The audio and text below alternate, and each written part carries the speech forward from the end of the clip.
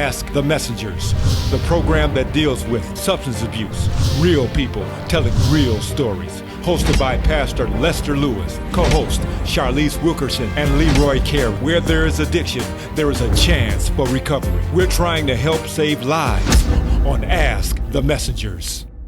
Hi, I'm Sharlese and they're Ask the Messengers.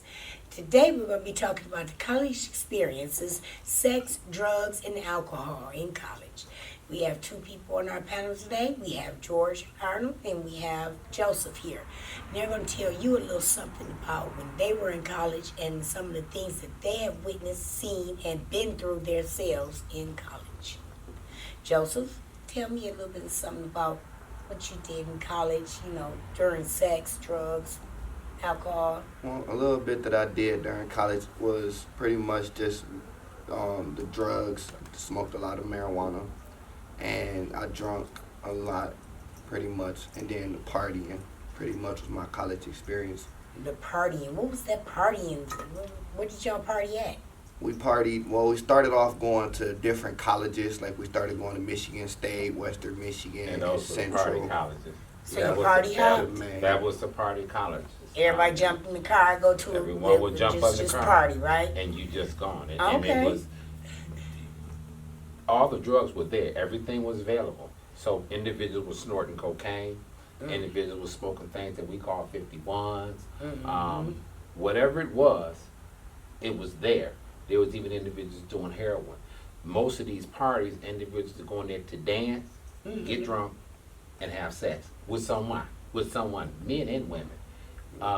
In a lot of cases, most of the men's goal was to get a woman as intoxicated as she possibly could, so multiple people could sleep with her. Because there's a lot of things that's going on there.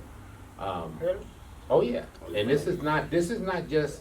Although my experiences with Afro-American fraternity, because there's a lot of good that they do. This should not be the only thing what they're based on, but these are things that happens with all of us because we're young. You just getting away from home.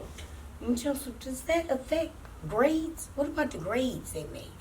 Well, the grades, I say the grades is more so of a self-respect and self-knowledge thing, because with our standpoint versus everybody else's, we always made sure we had our homework done and we had everything on top of before we went out and party and all that. You still have, a certain crowd that, they wait till the last minute to do their homework and do all that. But see, y'all got a little age difference. So that means at the colleges at the time when you were going were just out of control. Did they care about grades and stuff there? I have to agree with them. There was a majority of the students that was there. They had a structure to their life. Now, of course, there's always that small percentage that dropped out, and every time drugs played a major part. Because during the period when I was hanging out there, and it was the crack epidemic had just hit. Okay. So I had actually ruined my own life, and I ended up leaving to go to the Navy. Wow. So those individuals that struggled, a majority of them struggled for a while until they got some help or understood that they actually had a problem. Okay, so that was your era. Your era was more drugs than alcohol, and you're saying that your era now they do a lot of alcohol. Yeah, a lot more alcohol. And y'all went to different frats and different fraternities and things like that. Well, actually, it wasn't mainly what about that. Violence? That wasn't really much of that was the attraction of going up there. For me, that was the attraction of going up there, because if you stayed in the hood and party, there was always going to be a fight, a shoot. Up there wasn't any fighting, and it wasn't just that. It was alcohol, it was cocaine, it was the big experiment at that time was 51s.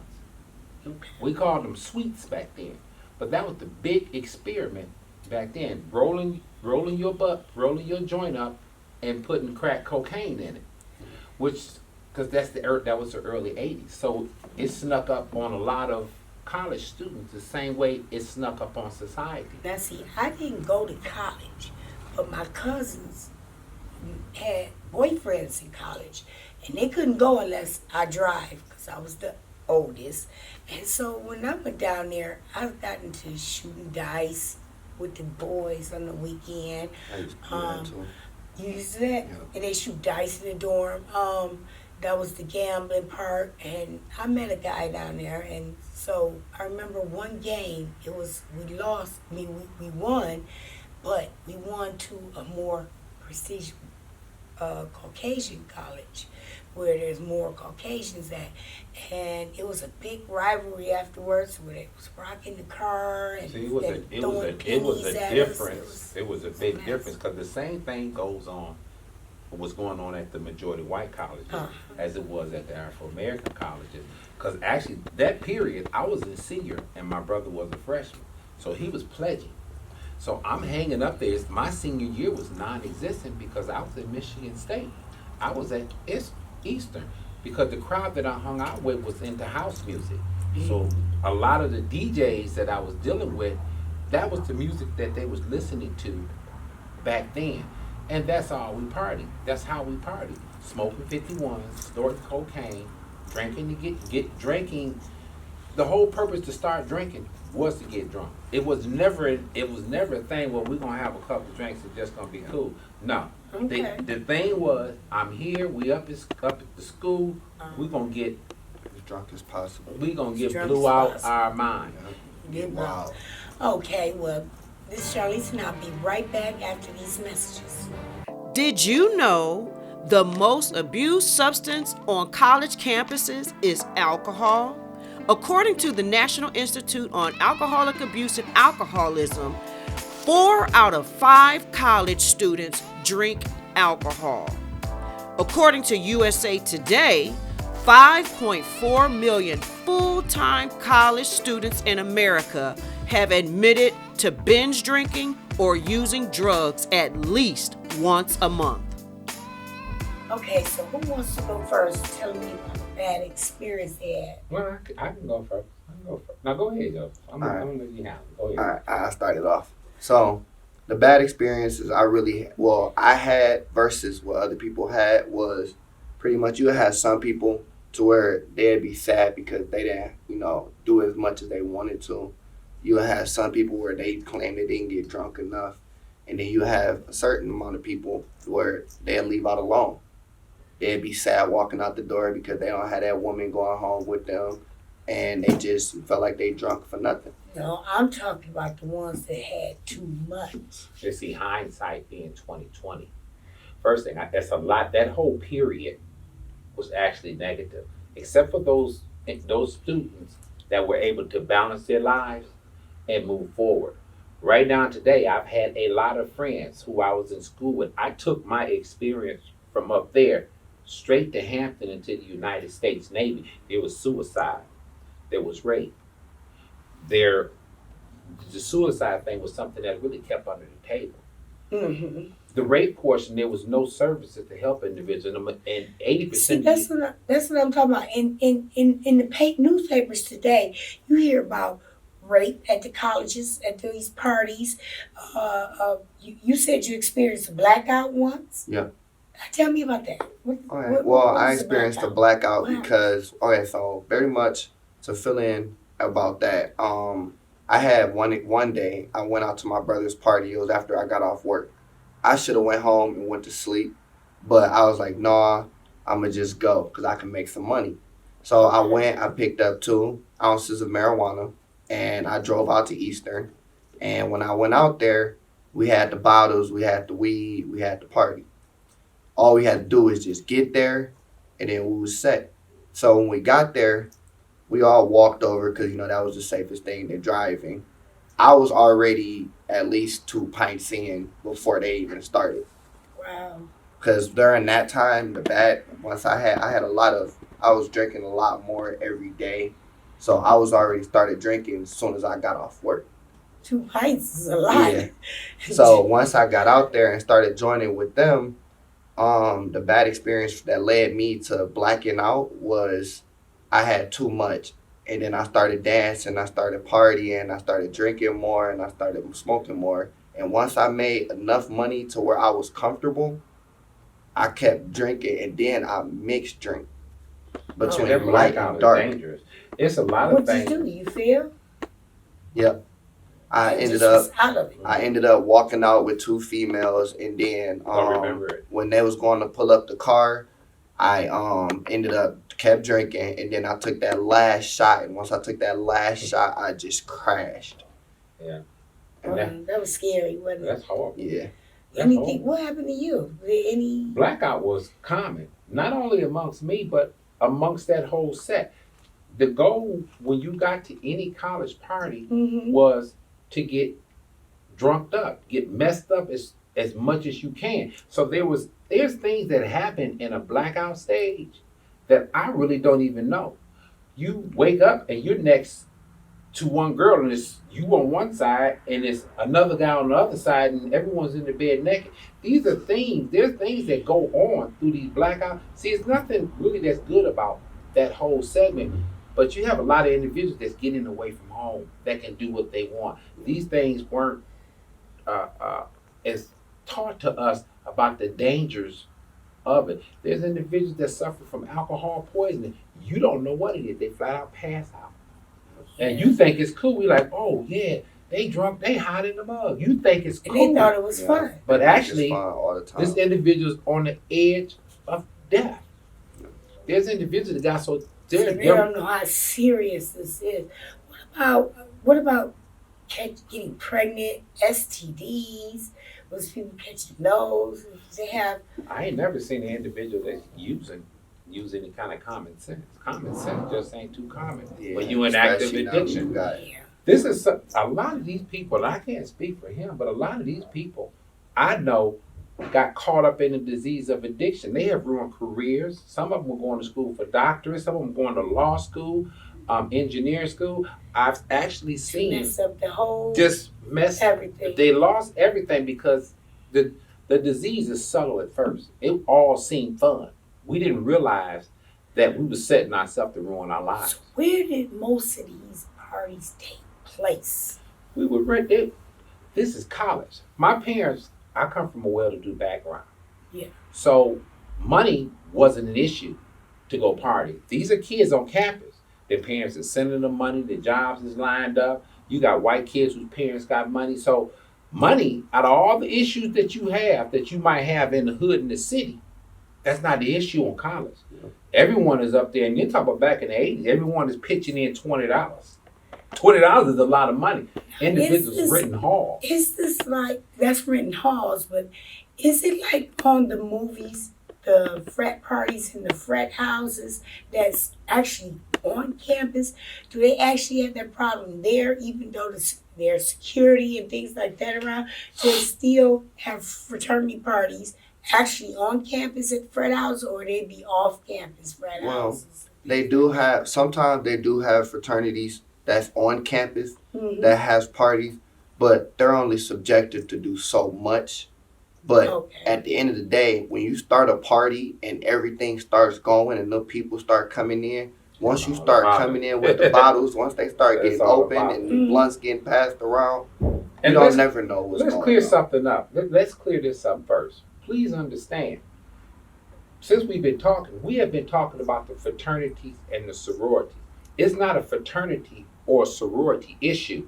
It's a college issue. Yeah. You don't. It doesn't have to be there are other kids that party just as hard. With the fraternities. Or sometimes on their own. Yeah. Everyone is not a part of the fraternity. There's all kind of societies and groups that are there. There's even Yes. a racial prejudice. The skinheads, the guys who are not preps, the athletes, everyone parties Okay. together. This is not a fraternity problem, and I don't want that to get there because I got 80% of the 80% of the 80 to 90%, if not all, the things that the fraternities offer their different communities is excellent. This is always just a small percent of each section. The epidemic has hit the college campus. It's not just, there's quite a few women that I knew that were not a part of a fraternity. A couple of them are dead, a couple of guys that are dead. There's a couple of individuals that have been successful. Some of them have 10, 15, 20 years in recovery right now. So we can go into this and say, well, the fraternities, and give a bad light on something that's beneficial. And that's not the case. The case is We have kids in college who are on their own for the first time, and the tools are not provided there to help them. And quite a few of the colleges are excellent at covering it up along with their peers. See, that's the reason why we're here today, to let where our viewers, let them know that on college campuses there are things that happen, and we need to educate.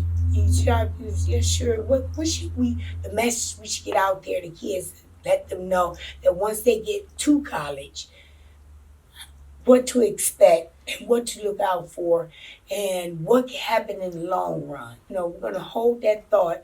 I want y'all to think about that. And then when we get back, I want y'all to let them know what to look for and what they should steer. Because it's too much money to be messing up. Yeah, it is. That's right. And we'll be right back. Well, I started using cocaine probably around the beginning of my freshman year of college. For now, Kelly's not ready to quit. I would like to think that, it's just something that I'm going to be doing in college, but, you never really know. I was born in Martinsburg, West Virginia, which is about 2 hours away from Baltimore, about an hour and a half away from Washington, D.C. I was born to two parents. My dad was a family practitioner, dentist, and my mom was a presidential appointee. So when I was growing up, it was almost expected that I perform highly as well. Where I feel as though I was different from other people was that from a super young age, I always had a difficult time connecting. Where the substances start was whenever I was exposed to things like weed or alcohol, whenever I was roughly 14 years old, and I was playing shows with people that were 18, 19, 20 plus, and I saw people doing this stuff all the time. And so I was exposed to it, and finally I decided to do it, and for the first time ever, almost as though it was communion, I was connecting with people. I feel as though for the most part it was pretty normal. I smoked here and there, I drank on the weekends, I did things that I thought every other teenager was doing, but the difference was that I was doing it for the wrong reasons. And I was doing it for deep-rooted reasons. I was doing it because I didn't feel like I belonged, and this was the only way that I felt like I was ever going to.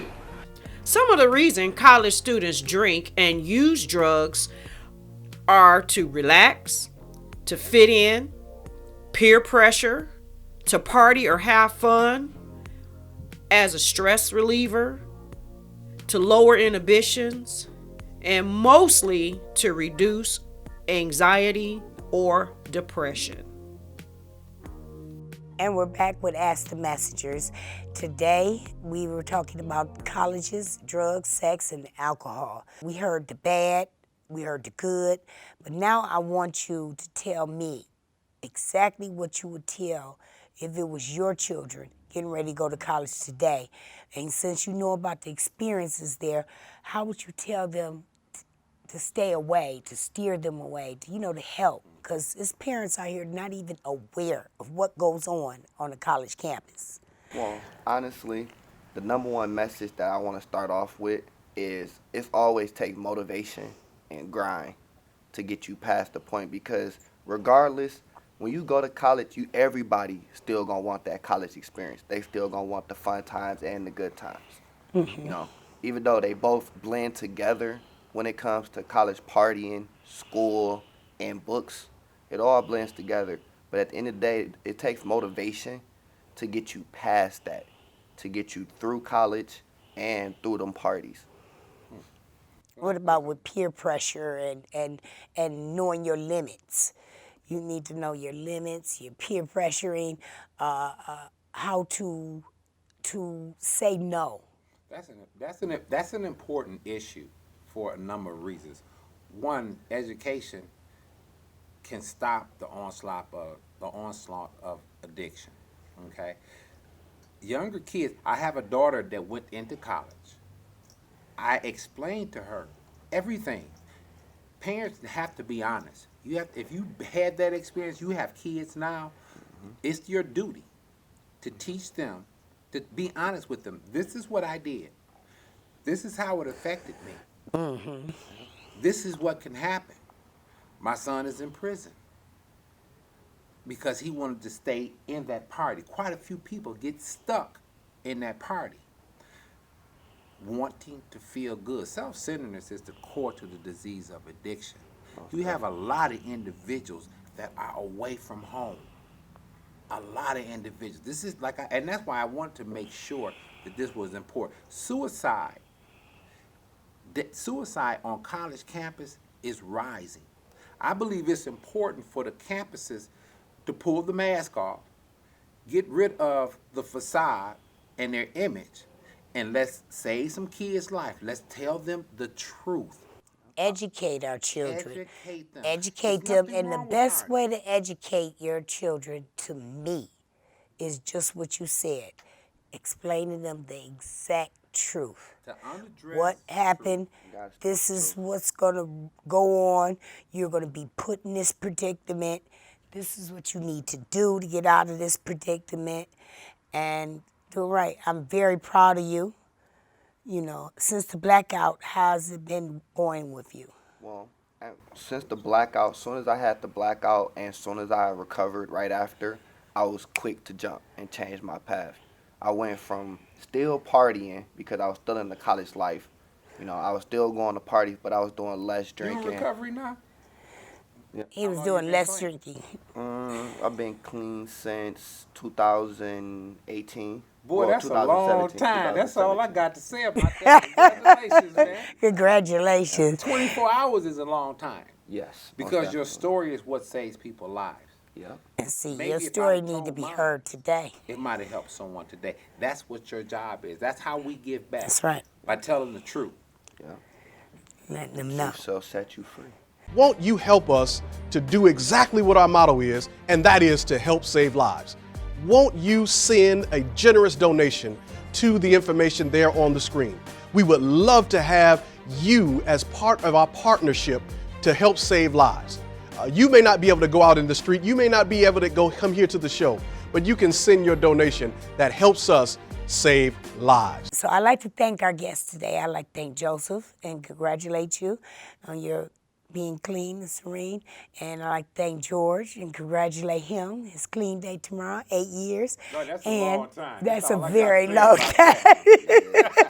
That's good, though. And this Power. was our show on college and sex, drugs, and alcohol. Remember, educate your children before you send them away, because it's a rough world out there. And we're here to help if you have any questions, and call us and use us on our Facebook page. This is Sharlese with Ask Masters, and goodbye.